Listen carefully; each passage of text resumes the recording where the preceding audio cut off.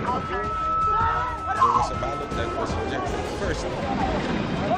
Live mula sa GMA Network Center, ito ang 24 Oras.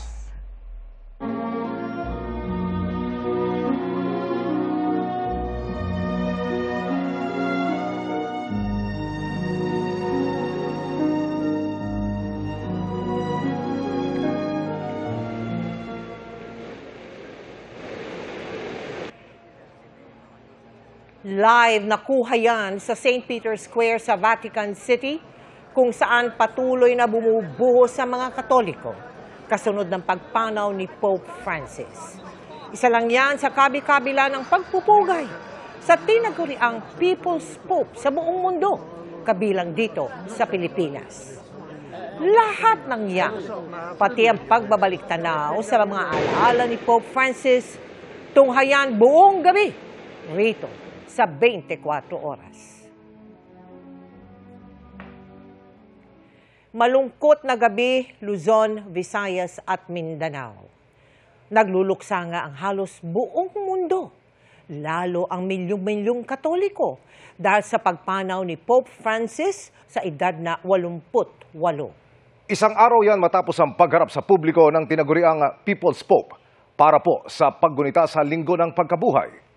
Bakas man na may iniinda, naging magiliw ang Santo Papa sa mga nag-abang sa kanya at naghanda pa ng mensahe ng kapayapaan para sa lahat. Nakatutok si Maki Pulido. Cari fratelli e sorelle, buona Pasqua. Hirap pa, pero bumati pa rin si Pope Francis sa libu-libong dumalo sa Easter Sunday Mass. Espiritu Santo. Amen. At umikot sakay ng Pope Mobile para malapitan ang mga dumalo. Ito na pala ang huling pagkakataong makikita siya ng publiko sa St. Peter's Basilica sa Vatican City. Kanina, Carissimi fratelli e sorelle, con profondo dolore devo annunciare la morte del nostro Santo Padre Francesco. inanunsyo sa isang video statement ang pagpanaw ni Pope Francis sa edad na 88, pasado alas 7 ng umaga, oras sa Vatican. Ci ha insegnato a vivere i valori del Vangelo con fedeltà, coraggio e amore universale, in modo particolare a favore dei più poveri ed emarginati. Bago ang pagpanaw ng tinaguriang People's Pope, mahigit 5 linggong nakipaglaban sa sakit na double pneumonia si Pope Francis. Nakarecover siya kamakailan at nagpasalamat pa sa lahat ng nagdasal sa kanyang paggaling. Kabilang naman sa huli niyang naharap noong araw ng pagpanaw ay si US Vice President J.D. Vance. Hello. So good to see you. Sa huli niyang pagharap sa Vatican, mensahe ng kapayapaan pa rin ang inihanda niya, bagamat binasa na lang ng kanyang aide dahil hirap ng huminga. Panawagan niya, ceasefire sa Gaza at kapayapaan sa Ukraine na nakikipaggera sa Russia. Para sa GMA Integrated News, Maki Pulido, nakatutok, 24 oras. Hindi nakakagulat ang buhos ng pagmamahal kay Pope Francis na binansagang People's Pope dahil sa inclusive na pamumuno. Hindi siya namimili ng mga taong itataguyod anuman ang rehiyon, kasarian at paniniwala. At sa pagbisita nga sa Pilipinas, sinikap niyang dumayo sa probinsya para magpalakas ng loob sa mga sinalanta noon ng Bagyong Yolanda. Balikan natin ang mga alaalang iniwan niya sa pagtutok ni Mariz Umali.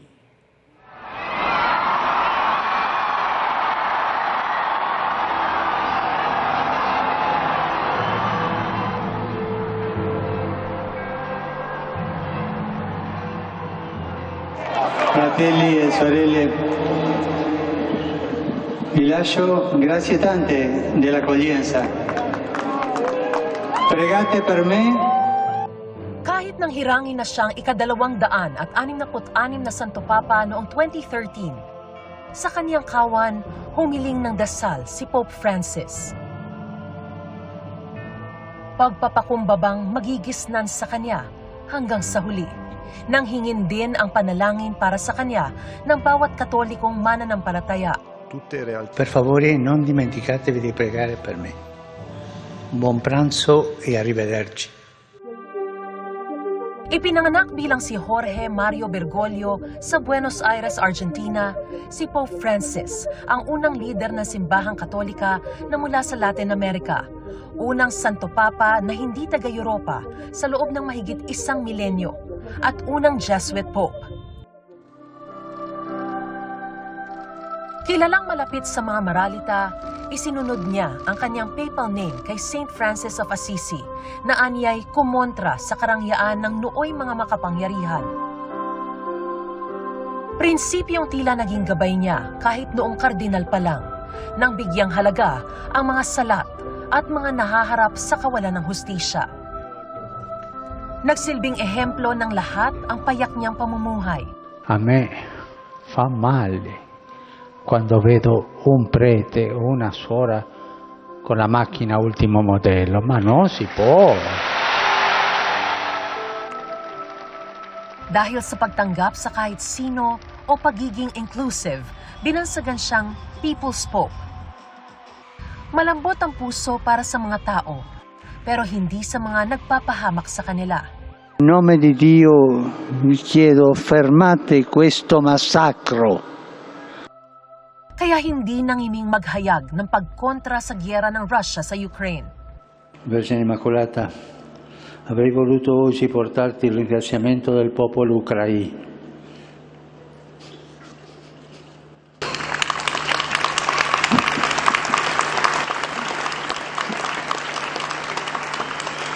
Popolo ucraino, per la pace che da tempo chiediamo al Signore.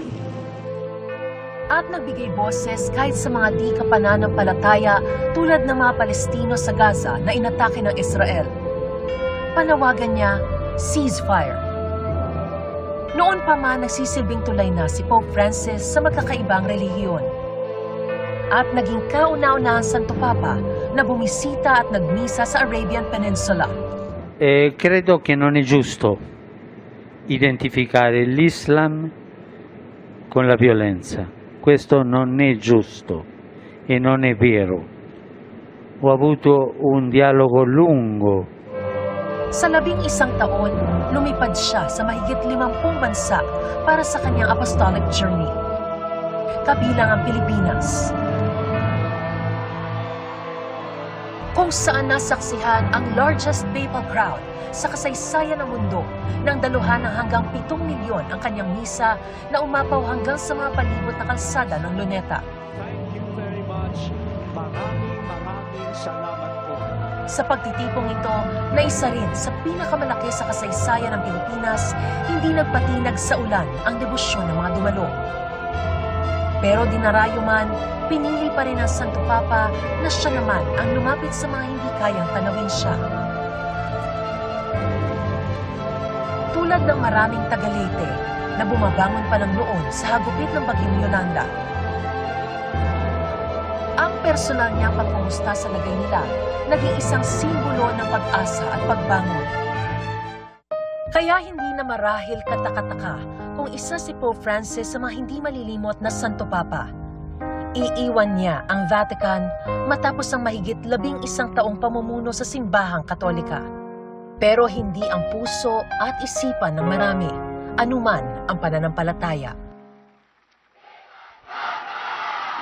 Para sa GMA Integrated News, Mariz Umali nakatutok, 24 oras. Kamustahin naman natin ang sitwasyon sa St. Peter's Square sa Vatican kung saan nagtipon ang ilang Katoliko kasunod ng anunsyo ng pagpanaw ni Pope Francis. At nakatutok doon live si GMA Integrated News stringer Pia Gonzalez Abukay. Pia. Magandang umaga sa inyo mga kapuso at tulad po ng nakikita natin ngayong araw na ito, nagluluksa ang buong mundo dahil sa gumulat sa ating balita kaninang umaga dito, alas 7:35 ng umaga, Italy time, ukol nga sa pagpanaw ng ating pinakamamahal na Santo Padre.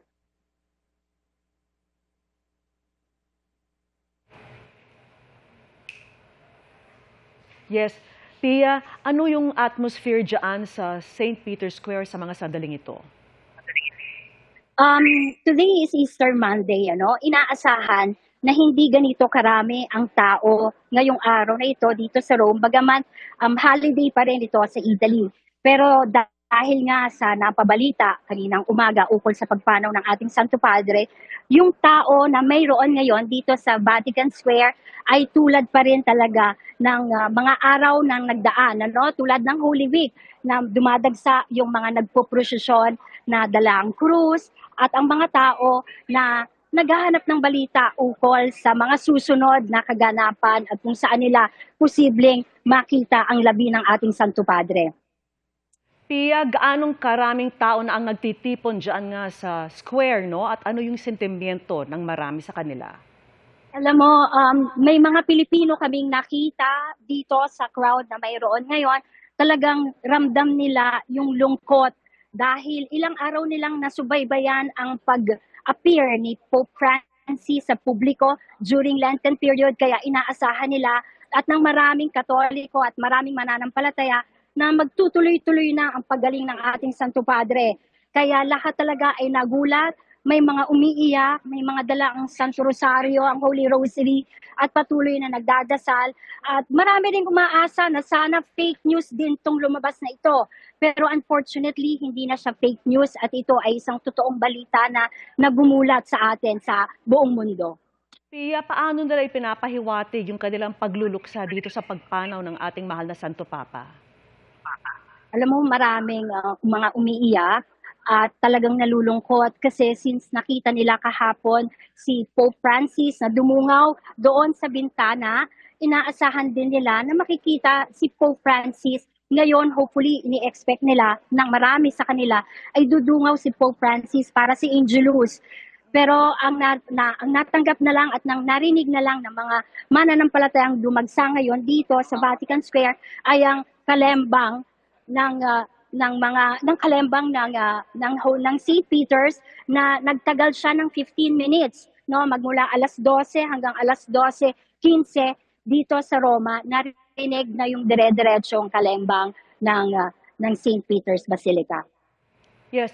Pia, umaga pa lang dyan ngayon, may mga anunsyo na ba ang church authorities o kahit yung Italian authorities sa mga susunod na magaganap sa Vatican?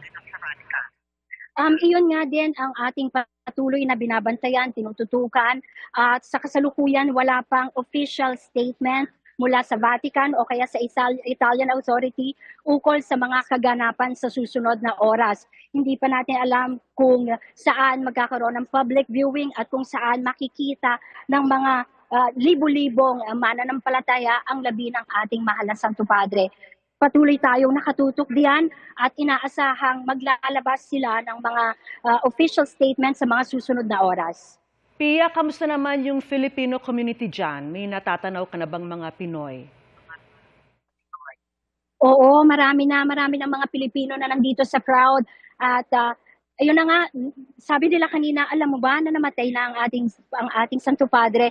Actually, marami sa mga nandito sa St. Peter's Square ay inaasahan nga ang muling pag-appear ni Pope Francis. Kaya yung balita is nalaman din nila mismo sa kanilang mga telepono at sa mga tao mismo biglang bumalik. May mga nag-cancel pa nga ng flight dahil supposed to be karamihan ay magbabalik na bilang turista sa kanilang countries dahil tapos na nga ang bakasyon. Pero marami ang minabuti pa nilang manatili pa ulit ng isang araw at umaasang masisilayan ang labi ng ating Santo Padre. Maraming mga Pilipino rin na nasa crowd ngayong oras na ito na nasa Vatican Square at inaasahang makakakuha rin ng announcement sa mga susunod na kaganapan kung saan nga makikita ang labi ng ating mahal na Santo Padre. Sige Pia, antabayanan natin ang iba pa mga updates. Yan po si GMA Integrated News Stringer Pia Gonzalez Abukay. Maraming salamat sa iyo.